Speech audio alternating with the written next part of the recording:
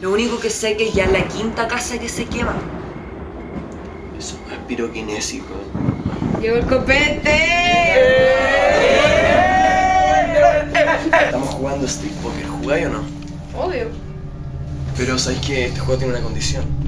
Hay que sacarse la ropita. Bueno, parecí maraca. Gracias. ¿Y van a jugar sin mí los jugadores? ¡Bueno, ahí! ¡Llega! David, estuviste desaparecido casi 2 semanas. ¿Qué te pasó? Te desapareciste 2 semanas sin comunicarte con nadie. Te llamé muchas veces y no me contestaste. ¿Quieres terminar? ¿David? A lo mejor fuiste tú el que andaba jugando con fuego, po, weón. Ándate a la mierda, weón. ¿Qué andaba igual? ¡Ay, loco! Bueno, es mi cumpleaños, ¿no? Estoy embarazada.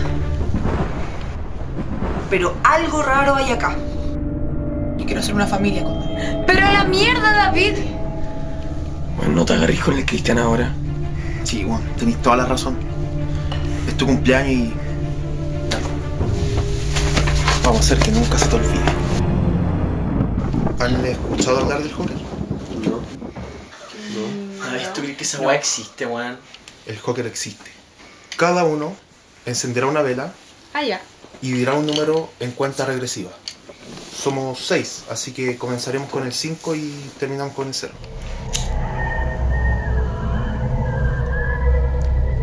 5.